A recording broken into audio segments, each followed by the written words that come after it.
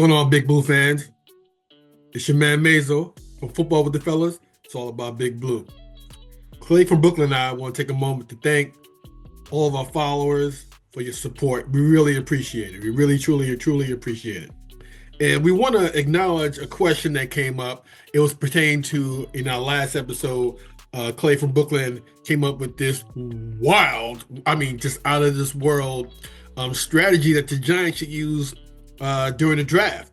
And it was a bit of confusion. We found out it was a bit of confusion what Clay was really talking about. There was a lot of moving parts to it and all. So we decided, let's put out an episode that will explain, bring some clarity to his, crazy, but it could work strategy. So we decided to put together an episode called Clay's Big Blueprint Explained. So check it out.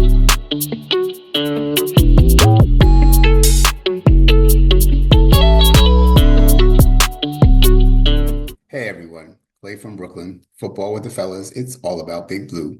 Here to try and dig a little deeper into the supposedly crazy idea I came up with the other day for a trade for the Giants with the intent of adding another first-round draft pick for us. So I'm going to try and explain it in a little bit more detail. The concept basically is that I want to buy a draft pick with our cap space. And how would that manifest? Well, the Dolphins are over the cap. They will be under the cap by the beginning of the new league year in March, but right now they're over the cap. So they're going to have to do some cap magic just to get under the cap for the league year. So they're not going to have a lot of space. They have a really good player. They have several, but one really good player, safety Jevon Holland, who is an unrestricted free agent, who I'm pretty sure they don't want to lose. He's going to make, probably in the neighborhood of $15 million a year somewhere. And I just don't think that Miami really has the wherewithal to make that happen. So I think they run the risk of losing him. We, on the other hand, do have that kind of cap space, especially if we make some of the changes that I have recommended, which things like extending the contracts for people like Brian Burns and Dexter Lawrence, who I'm sure we're going to keep for several more years. Things like cutting some of the people who I think we need to, cut bait with, Graham Gano, Josh Ezeudu, people like that. We can easily get that $43 million cap space that we have now up to about $75 million. I've gotten it up as high as $81 million a couple of times. And I'm sure that we can at least get it to $75 million, and that will give us enough room to play around with a couple of ideas like the ones I just had. So I'm going to show you what I had in mind, because I think that it's easier to see it than to just hear it. But again, the upshot is I'm trying to use our cap space to buy a draft pick. So here's what it would look like if we are able to pull this off. So the first idea I had was to sign Jevon Holland. Jevon Holland, as I said, is an unrestricted free agent. Anyone can sign him. I'm saying we offer him a 3-year deal for $45 million, $15 million of which will be in a signing bonus. And then you see where it says P5s, that's paragraph 5, which is in the standard player's contract. That's basically your base salary for that year, not including any signing bonuses or roster bonuses or performance bonuses or incentives or whatever. This is your salary. So I'm saying that his salary can be $5 million for next year, $10 million the year after that, and $15 million for the third year. Why am I doing it that way? Because that adds up to the $45 million, right? The $15 million signing bonus plus those $30 million worth of salaries adds up to the $45 million, but his base salary is only $5 million next year. Why is that important? Because again, Miami doesn't have much cap space, but I'm pretty sure they can figure out how to make $5 million work. See, if they had to sign him to this contract, the cap hit for them would include the signing bonus, or at least a third of the signing bonus. So that might make it harder for them to pull it off. But I'm saying if we do it, if we take on the cap hit for the signing bonus, because that whole $15 million would hit our cap in 2025 if we sign him and then trade him, right? Those caps those cap hits can be spread out over the length of the contract if the player is still on your team. But once you trade him or cut him, then it escalates to the year that you are in now. So we would have $15 million extra, so to speak, to spend on a player that we're getting rid of. And what am I asking back? Their second round pick.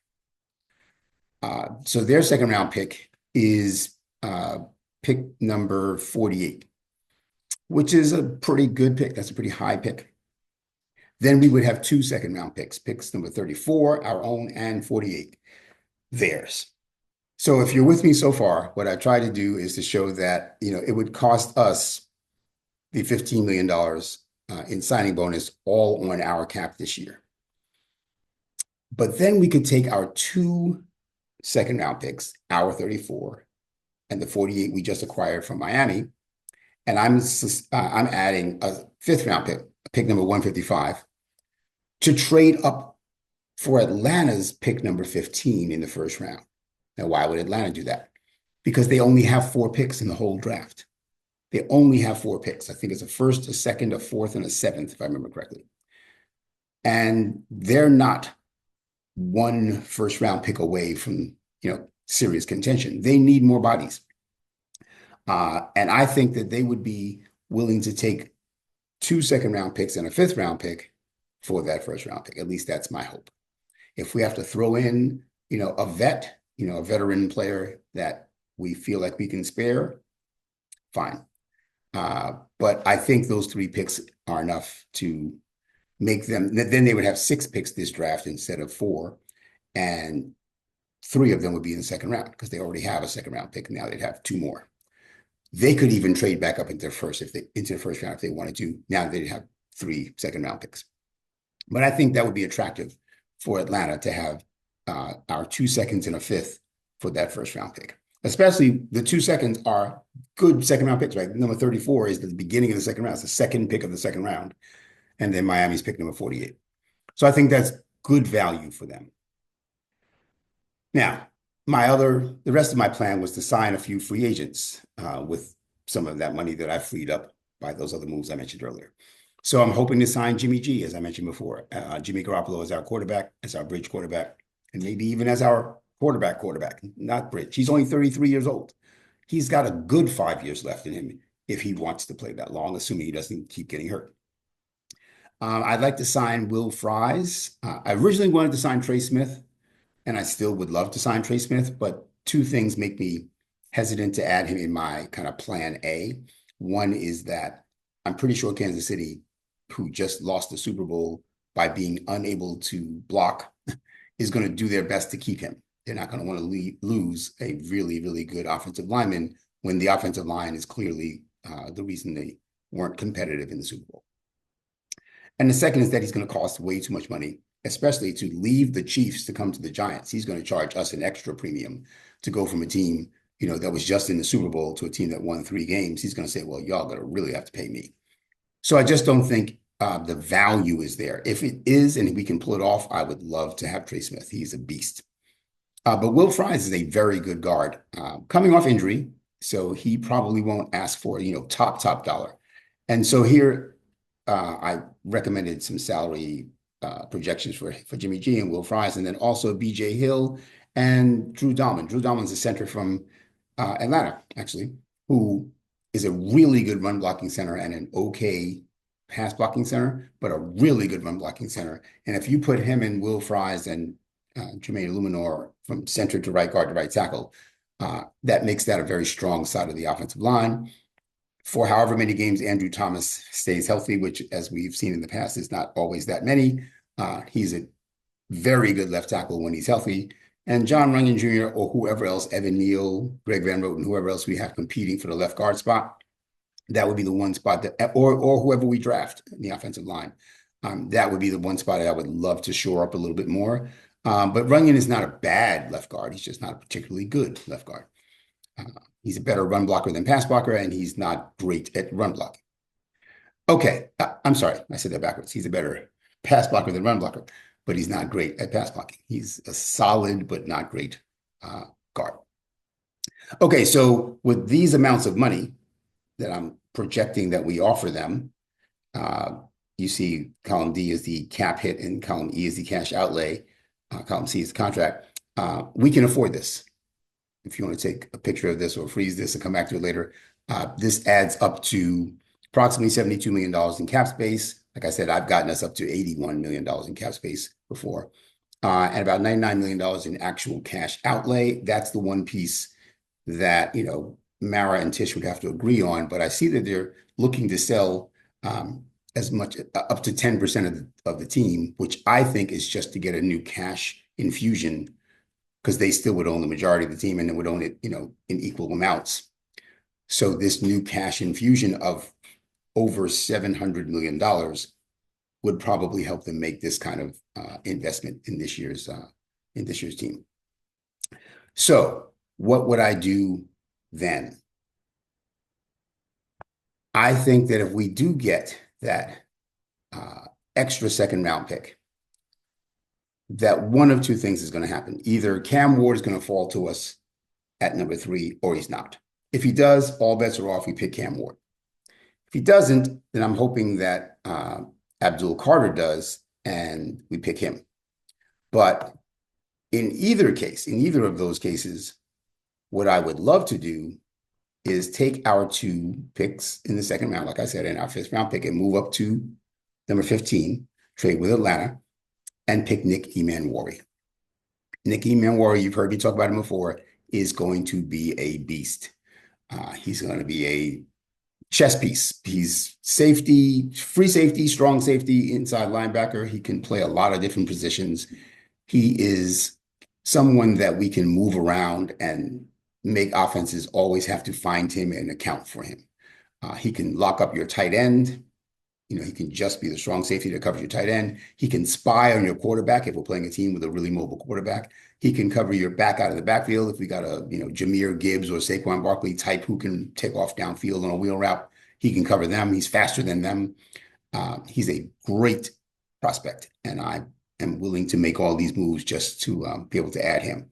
So you see, I have scenario number 1, we pick Cam Ward, and then Nick Emmanwori. In scenario number 2, we pick Abdul Carter if Cam Ward is gone already by pick 3, and then Nick Emmanwori. But either way, Nick Emmanwori is the person I'd be trading up for. And I think when all is said and done, if we're able to pull that off and wind up with Nick, we will think that all of this was worth it. Because if he's the player I think he is, and I think he will be, he's going to be a game changer.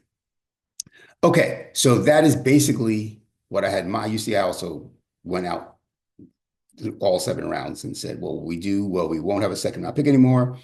If we did get Cam Ward, we want to be able to shore up the defensive line as well. So I said in round 3, we'd probably pick the best defensive tackle left. This is a really, really deep defensive tackle class. And pick 65 is the first pick of the 3rd round. Someone is still going to be on the board by then. That is a solid prospect at defensive tackle, and I want him.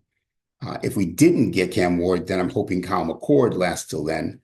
Frankly, I don't think he will. I think he's going in the 2nd round, but I keep my fingers crossed and hope that Kyle McCord is there and that's the quarterback we draft to kind of be, groomed under Jimmy G for the next year or 2.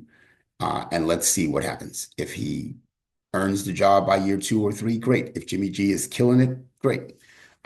It's never a bad thing to have a healthy backup quarterback, especially when Jimmy G, who gets hurt fairly often, misses a game or 2. We need offensive line depth every year. Like, we should never go a whole draft and not pick an offensive lineman. So that's what I projected for the 4th round. We do need a kicker. I did mention that Graham Gano is one of the people I want to cut.